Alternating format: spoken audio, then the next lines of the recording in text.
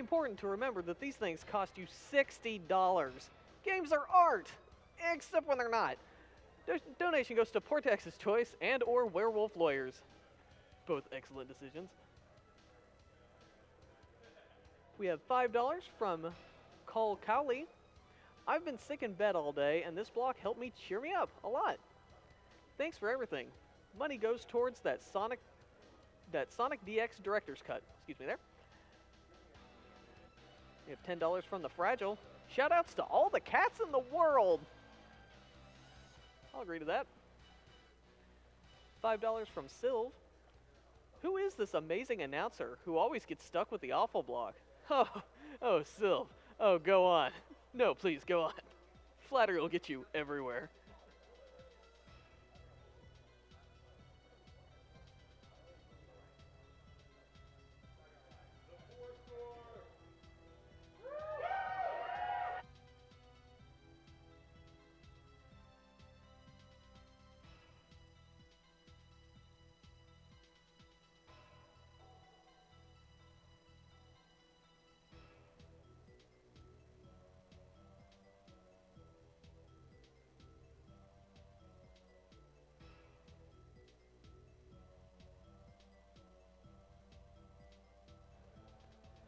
We have $7 from some guy. It says, this is the Dark Souls of video games.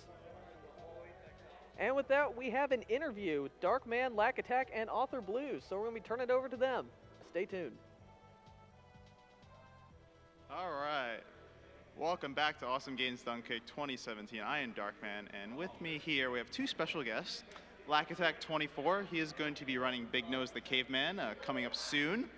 And with me here I have some guy named Authorblues who did some run that nobody really cares about, you know, wasn't interesting. I agree. Okay. Hello. Hi. Welcome. Hey. Thanks. All right, so I don't really care about you, Auth, so I'm going to skip you for now. So, Lack, Big Nose the Caveman, you have run such wonderful games at GDQ, such as Legend of Zelda, Super Mario RPG. I mean, these are fantastic speed games. And then you have Big Nose the Caveman. Yes. Why? Absolutely. I mean, I think Big Nose the Caveman is one of the greatest caveman action platformers released by Comerica for the NES. I can't argue with that. You could. But I won't. But so, tell me, I mean, Big Nose the Caveman, obviously not many people know what this game is. So yeah. What's kind of special about it? Well, so I got this game from my grandmother when I was maybe 8 or 9. Wow. And she bought one copy for the whole family, so we got to trade it around. And so it just, I don't know, I'm very nostalgic for it. And so I saw no runs for it anywhere, so I decided to start speed running it. And then once I got the record, I was like, hey, Auth, this game's kind of cool. And then he actually beat my time. And yeah, so I'm brave enough to run it on stream. Yeah, I am not brave enough to run it on stream. I have better sense than that. Yeah, but this is very nostalgic, so I'm really excited that GDQ gave this game a chance. Yeah. So it's kind of funny, you know, you, Auth, having just completed your run, you happen to also be running, you happen to be a runner of Big Nose the Caveman. Mm-hmm. So kind of give us the perspective from, you know, us that are unexperienced with what Big Nose the Caveman is going to entail. How difficult is Lack's run going to be? Well, I mean, I don't want to psych him out, but it's an incredibly difficult run. It's very, I mean, both of us have talked about it time and again. Our Best of Ness race did not go spectacularly. It's a game that's incredibly punishing, incredibly difficult. The end of the game just gets incredibly challenging, and everything. It's a difficult game, and Lack is. I'm proud of him. Well, I believe in you, Lack, because Thank you very much. You know, you actually have experience running games that matter. So, you know, Hey, I just tell. Like, if how I see anyone's it. going to run the game, it should be a man who's done 100 super jumps in front of a GDQ audience. Absolutely. All Couldn't right. agree more. Well, in light of some game that you just recently ran off that was of no consequence. I'd like to apologize again for that. Okay. Well, I'm just going to rapid fire some Twitter questions that we have from your loyal fans. So let's start off with the first question. Mike Hen says, just why?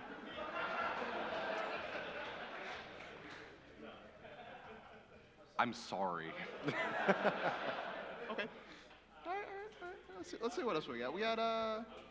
We have. Do you think Bullwinkle would be proud of your world record? I mean, if you saw the look on his face, I don't think he really knew what was going on. Fair enough. Okay. All right.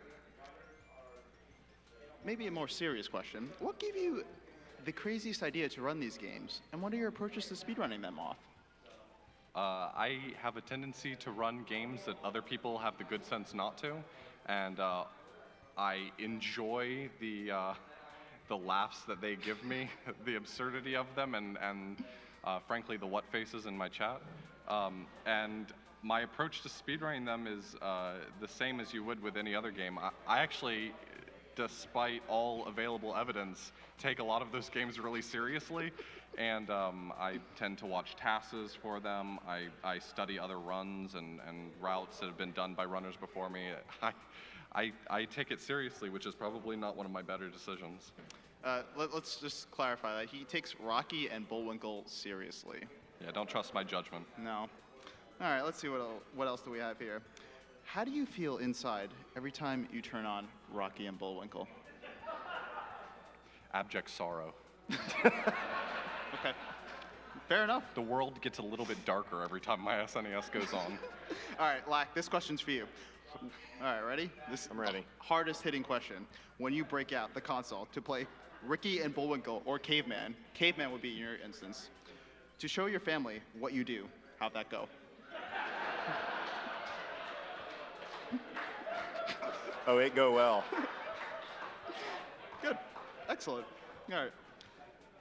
Very important question for Author.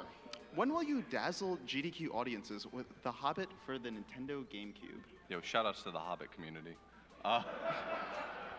This game is probably too good for me, as in I have no right speedrunning a game that's actually this good, so probably never. Okay, that's fair. I mean, it is a good game. It is a good game. You're not allowed to run good games. I'm not allowed to run good games. Good, that's what I thought. How much have you practiced to do such an immaculate run? I played it 2 or 3 times.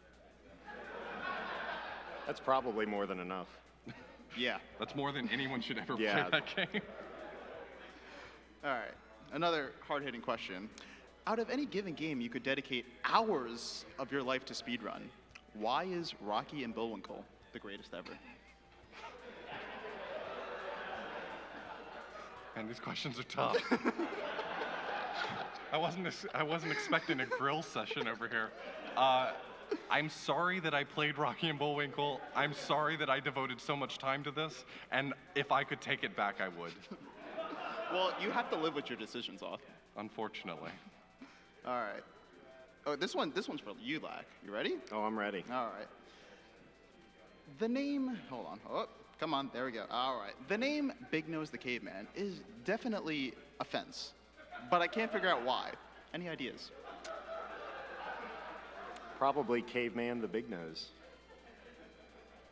I mean, that's okay. Is it Caveman? Has a Alright. big nose? I think Okay. it's just very descriptive. All right. Okay, well, in that case, final question, Authorblues. When's Funhouse? Funhouse. I don't think JD Roth would want me to play that on stream. Fair enough. All right, well, that's all we have. I am a Darkman once again with me here. LackAttack24 is going to be running Big Nose Caveman very soon, and Authorblues, who just ran Rocky and Bullwinkle, unfortunately. So with that in mind, I'm going to throw it over to the host, who will be reading a couple of announcements.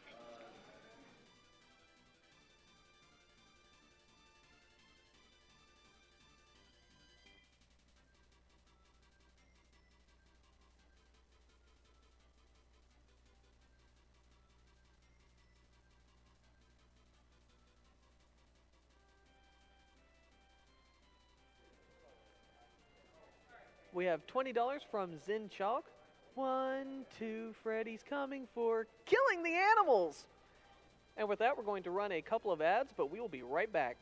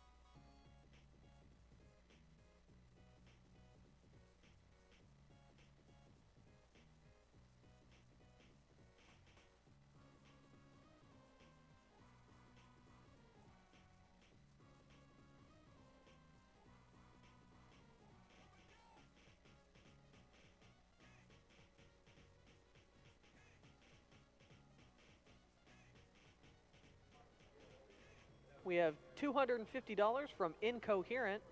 I'm so glad that the awful Games Done Quick runners are willing to have a bad time for our enjoyment and charitable donation money. Speaking of having a bad time, here's some help with that Undertale incentive. And with that out of the way, let's start A Nightmare on Elm Street, 4-player co-op.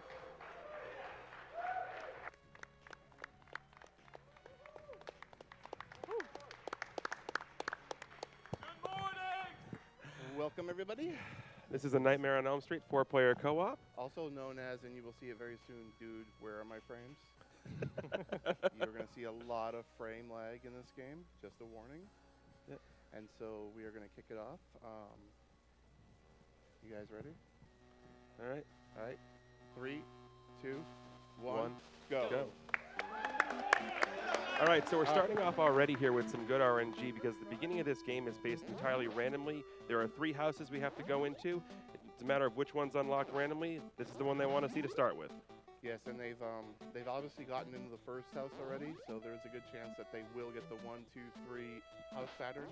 And in regular runs, that's ideal for a PB. Now, at the very beginning of this house, one of the players stopped for a power-up. This is going to be the only power-up they use. Even though it's not necessarily the best for speed running, it's definitely the most ideal power-up. It's going to allow them to shoot bosses in the air multiple times, which no other power-up can do. So it's going to allow for some really quick kills, even though when you're playing with more players, all the bosses start with more health.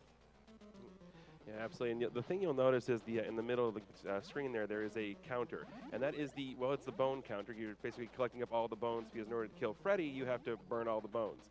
And that's what we're going to be doing throughout the entire game is collecting all of the bones here throughout Elm Street. Also, as a warning to people, we will be singing the 1-2 song when they do fall asleep, so that is something you can look forward to. And any of those of you watching at home or sitting in the room with us, feel free to sing along. So at the moment, I believe only 2 of the players have the power-up, so the kill wasn't quite as fast. But by the next house, all 4 of them are going to have it, and they're going to be able to blaze through bosses. Yeah, and you'll see them kind of grouped together here. It's ideal so that they can get through the overworld a little bit quicker. And see if they get they did. They got second 1, house. 2, 3. 1, 2, 3! So the one thing you will see after they kill every boss is every boss is going to drop a key. Now, right now, picking up the key isn't necessarily a huge deal, but a little bit later on, once they start, dying, because that isn't going to be a thing in this run, they're going to have to figure out which one of them is going to need the key the most, because that key is going to give them an extra life.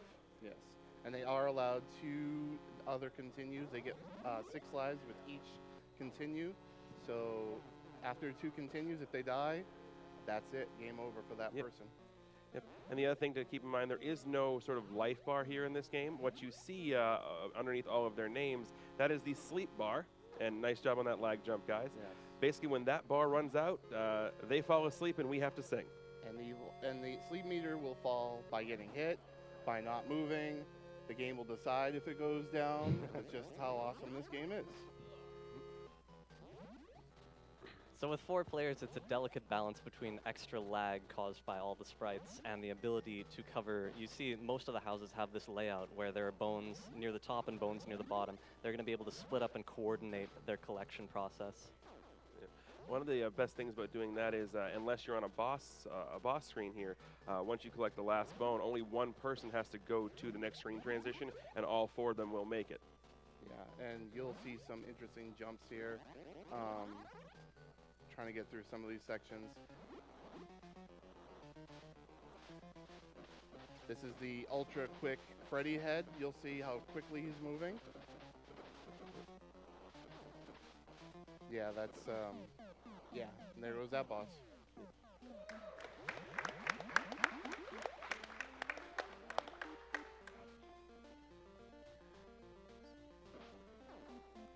It's now coming up here. We're going to be going into the 3rd house.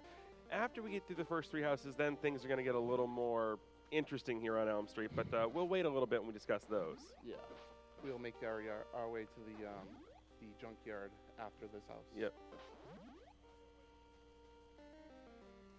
And just want to give a little shout out to the Strawl and Rayquaza 911. They're some of the original runners of this game. Just give them a little shout out. Yeah, both of them have previously held the world record for this game, I believe. Correct. So one of the things you just heard and saw them get there was a cup of coffee. And that, well, like it does in real life, is going to help you stay awake longer, which is good for us here because that means we don't have to sing as much. Yeah. Yeah, we don't want to hear singing. No, definitely not. Now, as you'll notice here, we mentioned earlier, lots and lots of lag because of all the sprites on the screen, and there's really not a whole lot we can do about it, so. We're just saving the frames for the rest of the marathon. Yep, all of those frames. That's it. For the greater good.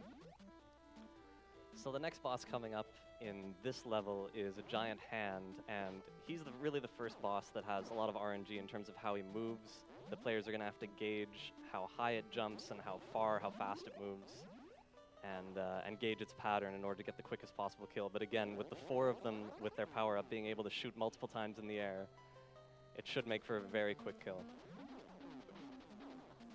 Yeah, you are going to see a lot of deaths, just to give you a forewarning here. And some of these deaths are sometimes unagreeable because one player's input will eat another's input, and what was a jump doesn't become a jump.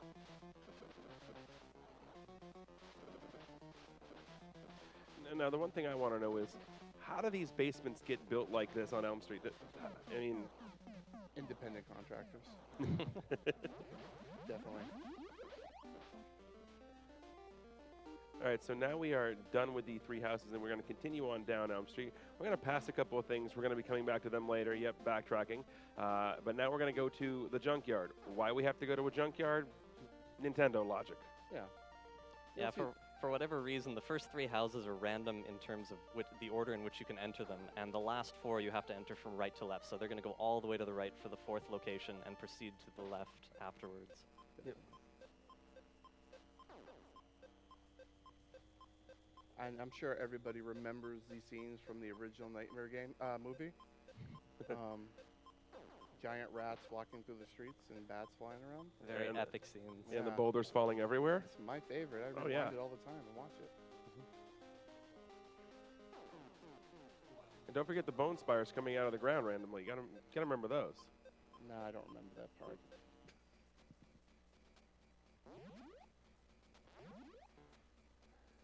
This game has a reputation for... It's known as a bad game, but it's actually really, really fun. It's got a lot of good dynamics to it. It's got pretty decent music, and it's a lot of fun to speedrun. It's true. Yes, but just because it's fun doesn't mean it's not, a bad game. One man's trash is another man's treasure.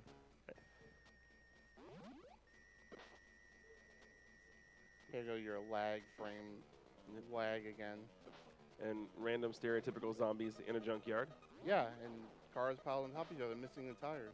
Yep. You may ask where the tires are. They're just laid up in front. You'll see them. I think the junkyard is the one location in the game where there isn't that upper and lower split up. So basically, the players are just trying to proceed in one direction, and there's a lot of lag that's difficult to eliminate. So with 4 players, this level isn't necessarily faster because of the lag frames, but the boss kill will definitely be much faster. Yep. And of course, the one thing you have noticed is every time one of them dies, they all have to wait because the camera can't roll until all 4 of them are on screen. Correct. And that can lead to some problematic circumstances, or potentially some good ones, depending on what's going on. Yeah, the players have to be careful when they're moving forward. If one player has died, even if there's a ledge on the far right, there is a certain degree of visibility that you can't jump on until the camera scrolls just a little bit further, so they just have to be a little careful. Anyway, now on to our next boss here. Just a giant bat. No big deal. It's pretty bad. Yeah. It's pretty bad. Super quick kill. Yes. Very nice good, there. Very nice.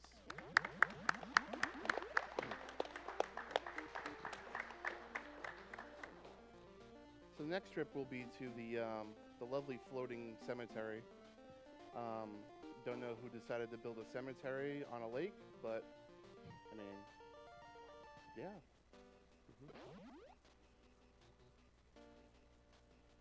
Hey, maybe someone just wanted a tomb with a view. No. No. Fail fish. I meant to mention, very periodically you'll see players jumping and punching through the air. This allows them to keep moving. If you just punch while you're stationary, you can't move until the punch animation is entirely completed. But when you jump and punch, you can take out an enemy and not interrupt your movement. Correct. So they'll be using that a lot. Yeah, it will look like sometimes that they're punching each other, but what they're really trying to do is keep each other awake. Yeah, and it also looks very funny too.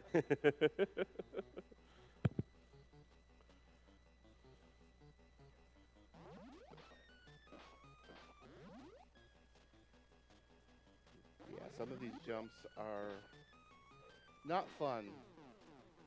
Yeah, there's another one coming up a little bit later that's extremely tight. Right here is a fun little part. Yeah, just do, no big deal, just some precise platforming That's all. with a bunch of lag. No big deal.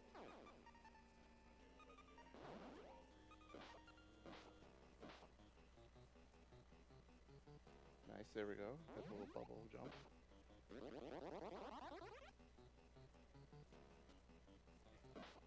Right, the bubble is pretty easy for the runners to handle. Basically, if you stay on it for a certain number of frames, it'll disappear. So they're just trying to land on it and quickly jump off as quickly as possible.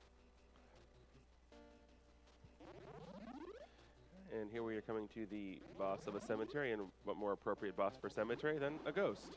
This is actually the easiest boss in the game. It has the biggest hitbox. Essentially, it's the exact same boss as the previous one, the bat, but it just has a bigger hitbox. So again, they're just able to wipe it out really quickly. Very quickly.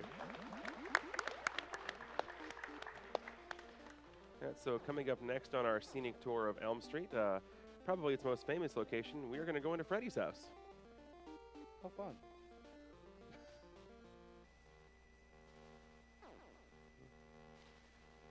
These water droplets that fall from the ceiling, they fall essentially randomly, and it's very difficult to predict when they're going to fall unless it's taking a while, like they sort of have a maximum window for a gap. But other than that, it's very difficult to predict, so it's pretty dangerous vaulting forwards, but they're going to be taking a lot of risks jumping forwards in the name of frames. There are frames in this game?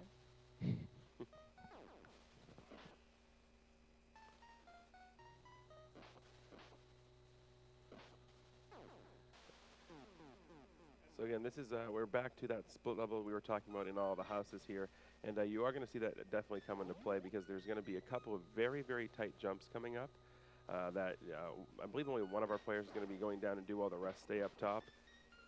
Yeah, it's about a frame perfect jump. You're not meant to jump it as a regular player. You're supposed to be asleep when it happens. But yeah, we're not going that route. Yeah, we would prefer not to anyway. No, because that would mean we'd be asleep. Yep.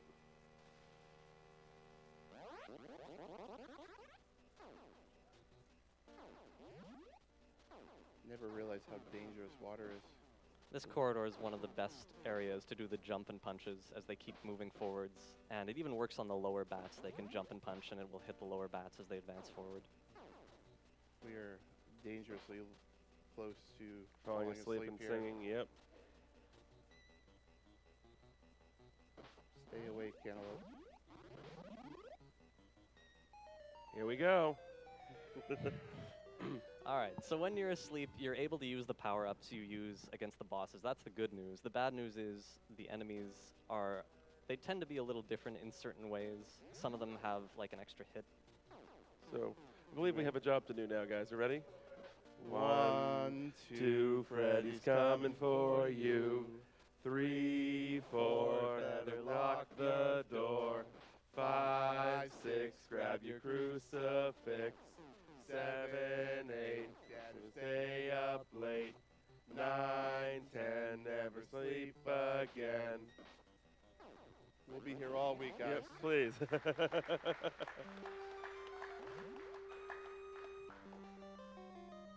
So when you do fall asleep, there is an alternative to wake yourself up. It's going to be a nice little boombox. Yep. Some of probably the best music in the game. I'm sure we'll probably get a little bit of headbanging out of our runners here. Yep. That's a little bit of a blind jump there. You can jump ahead, and our runners here know that platform is going to come, but There here we we go.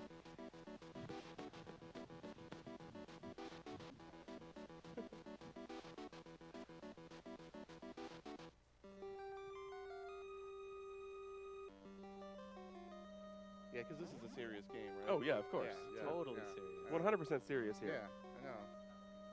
Not a meme at all, no. No.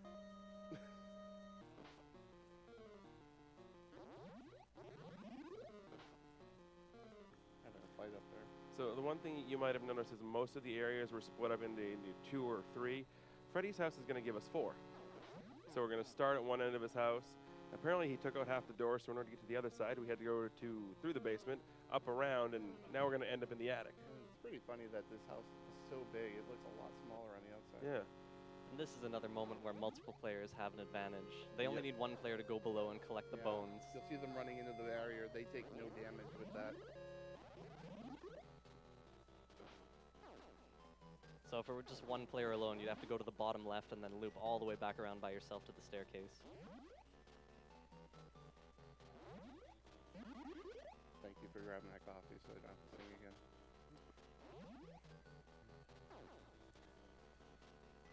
So coming up here at the end of the attic is one of the situations where I'm pretty sure they just ran out of ideas for bosses. So like, hey, you know, we like, you know, the hand, we like the head, so why don't we just put them both on the screen and see what happens? Why not? Because this game was in development for probably like 2 years, right? Probably, I don't know. 2 months? This game actually came out the same year as the NES 4-score. It came out in 1990 when the 4-score actually came out. And thing is, this is the only platformer on the NES that is Correct. 4-player compatible. There were actually only 25 other games that were made to use with the 4-score on the NES library.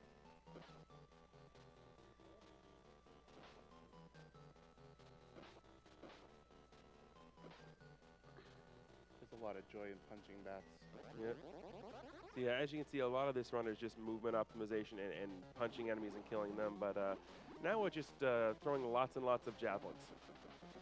Yeah, and this is the ideal weapon in the game. There are 2 other weapons, but you won't see them because this is the quickest way to kill all the bosses.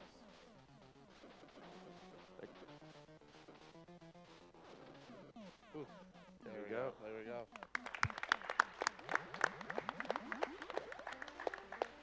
So, I mean, what we're playing through now is we are playing through this game as the teenagers trying to stop Freddy.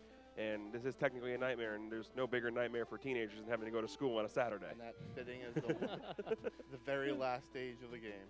Yep.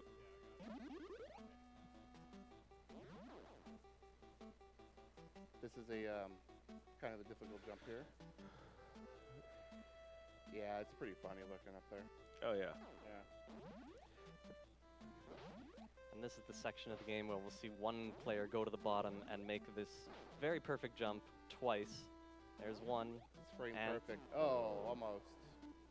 Very close. Oh. Oop. Inputs get eaten. There we go. Very nice. There we go. Yep, and just a quick little fact here. We mentioned earlier that we're collecting the bones of Freddy to burn. In this game, you're actually going to collect only 205 bones. There are 206 in the human body. Maybe it was an oversight, who knows? We'll figure out where that last one went eventually.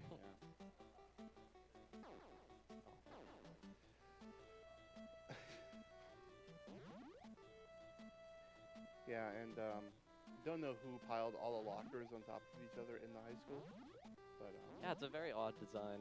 it saves space. Well, obviously, it was Senior Prank Day. Oh, that's right.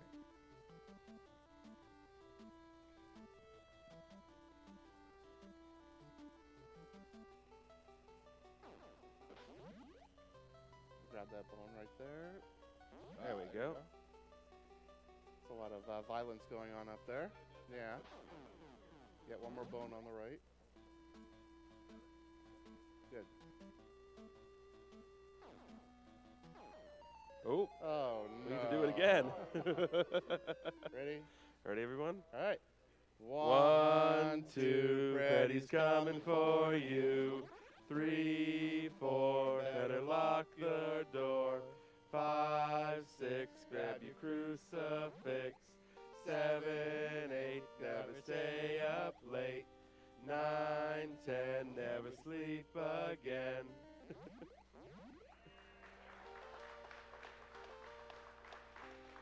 There's the boombox hype. Yeah, there you go.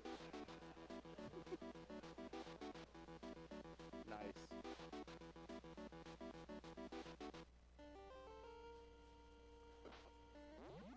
Now we've brushed briefly on the fact that boss construction was a little bit lazy in this game. We had the 2 bats that are disguised with different sprites. We had the hand and the head that were just put together. And now at the end of the game, they're going to repeat all the bosses instead of having some sort of new idea. Well, what But- good game doesn't have a boss rush at the end?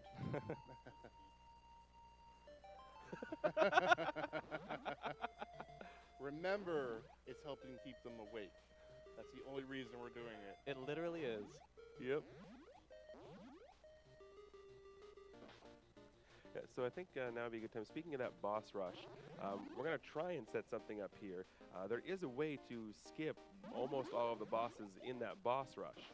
It basically involves a setup where you have to be on the precise pixel, you move backwards and then jump over it, and if you do it correctly, you will despawn the boss. We're going to try and do that here when we get to it. It's very, very difficult to do with 4 players. Correct. So if we get one, we get it. If not, well, you get to see all those bosses again. It is possible. We did do it in the practice room. We are good.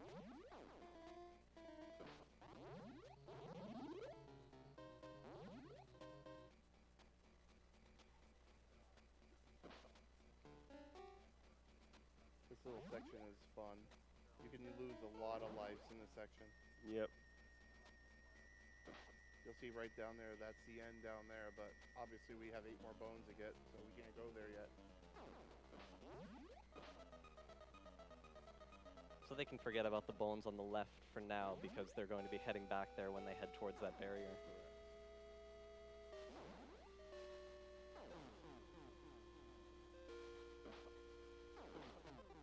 Yeah, you lose inputs here very quickly, and yeah, that happens.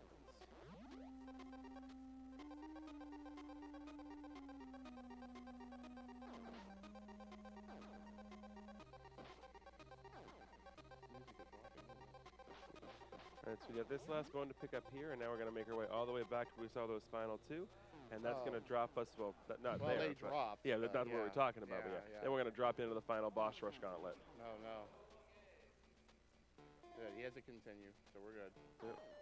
Oh, Oh. come on. One more time. One more time, everybody. 1, 2, Freddy's coming for you. 3, 4, better lock your door. 5, 6, grab your crucifix. 7, 8, never stay up late. 9, 10, never sleep again. That's the last time they're falling asleep. We hope. You better not find a way, Scab. Nice jump there. Yep.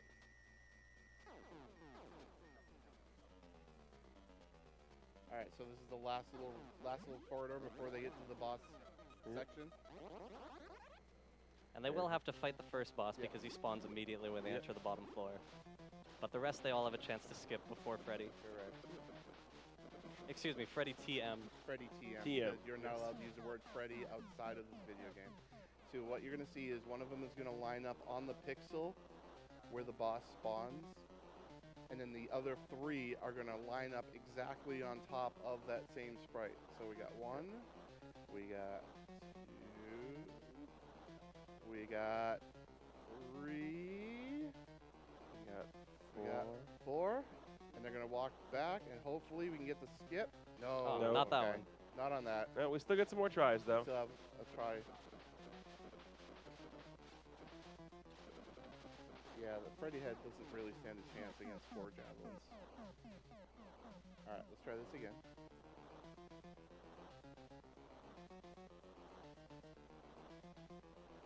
Alright, so we got 1, we got 2, we got a little purple guy.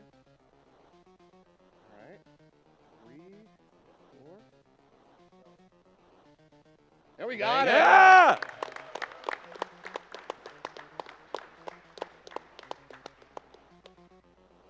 It's a little difficult to do that. Yep. See if we can get 2 in a row. Yes, we Yeah. did. 2 in a row. Nice. Nice.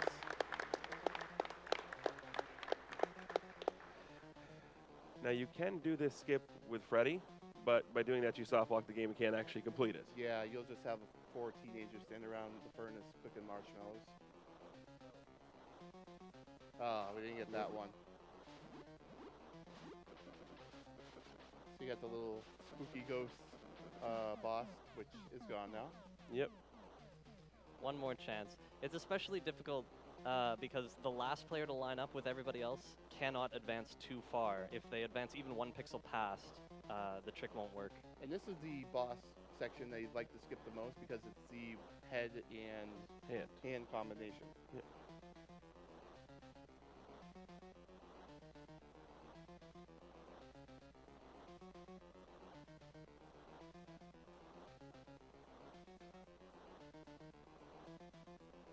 We got it. Yeah. Alright.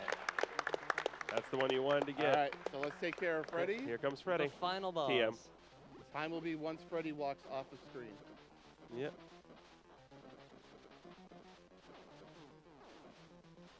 And Time. Yeah. World record! No, is this the first? This is legitimately the fastest 4-player run. Yep. Awesome run, guys. Good job, guys. Awesome, guys. So has The nightmare is ended. Nightmare Or has it. Or has it? The sequel coming soon. AGDQ 2018? To an NES near you.